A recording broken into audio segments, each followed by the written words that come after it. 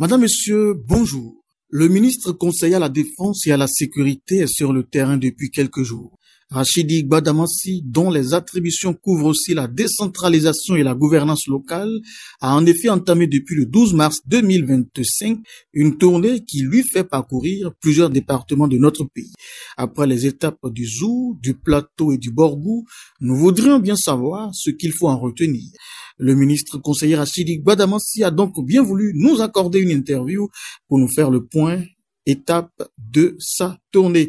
Monsieur le ministre conseiller Rachidi Gbadamassi, bonjour et merci de votre disponibilité.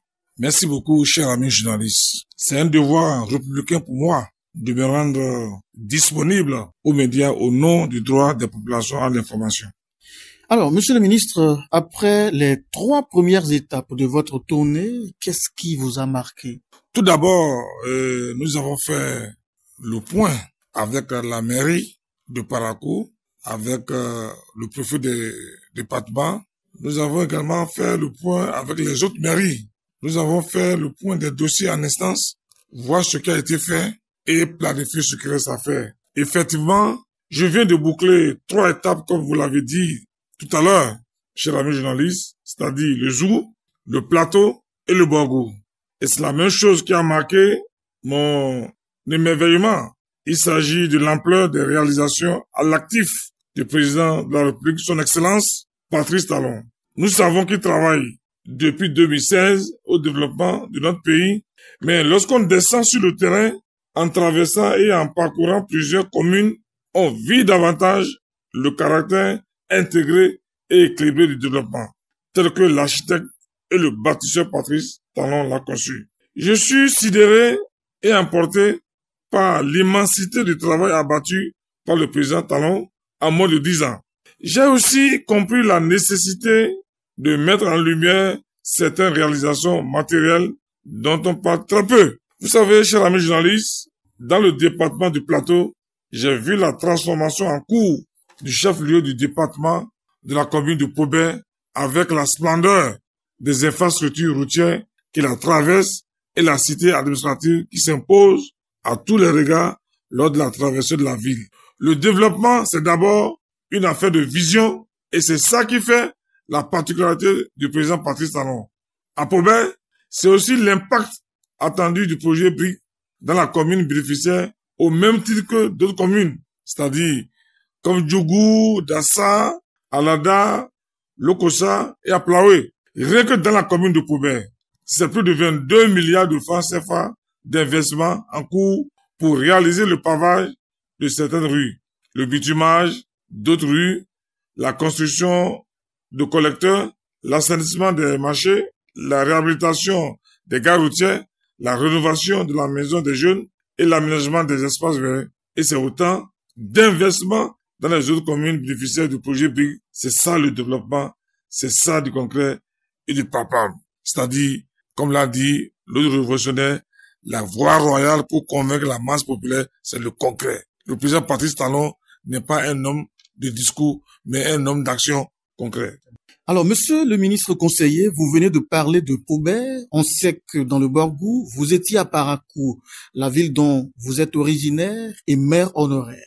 Le développement dont vous parlez est visible ou non dans la cité de Koubourou, d'autant plus que l'on entend parfois des acteurs politiques dire que Parakou n'a pas suffisamment bénéficié des investissements sous le président Patrice Talon. Qu'en dites-vous, monsieur le ministre? Cher ami journaliste, il n'y a pas pire aveugle que celui qui ne souffre d'aucune pathologie ophtalmologique, mais qui refuse de voir.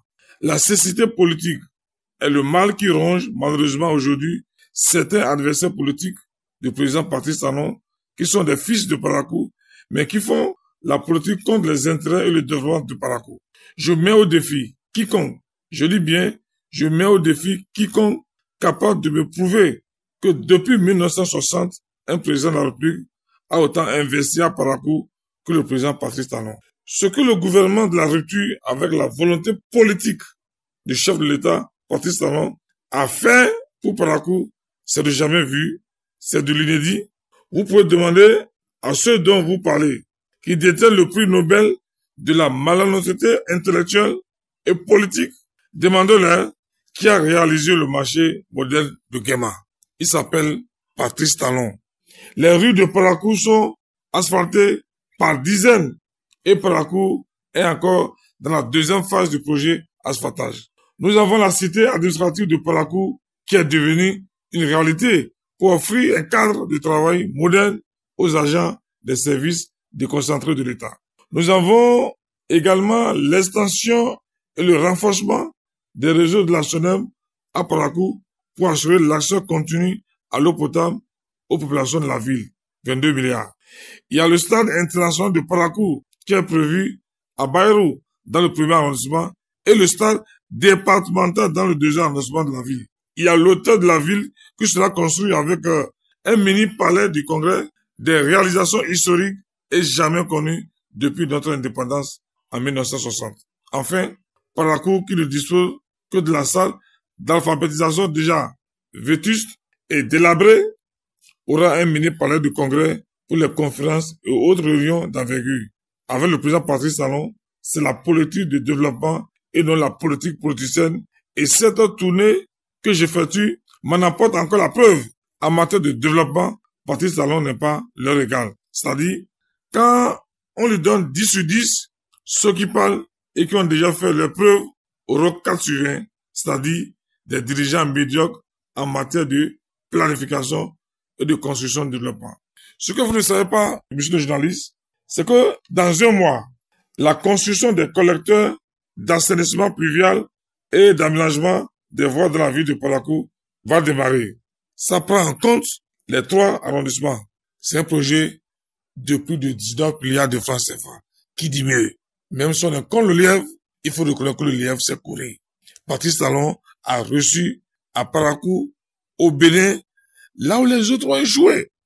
Quand vous prenez également, chers amis journalistes, la création des 12 autres départements et la nomination des 12 autres préfets, mais ça existait sur papier, à cause des calculs, à cause des intérêts personnels, parce que les présidents ont peur d'être impopulaires. Il a fallu un homme de vision, un homme courageux, qui ne refuse pas d'être impopulaire, qui a pris la décision de désigner les 12 départements et de nommer les 12 préfets, accompagnés de la construction des 12 cités administratives. Ça là, il faut le dire.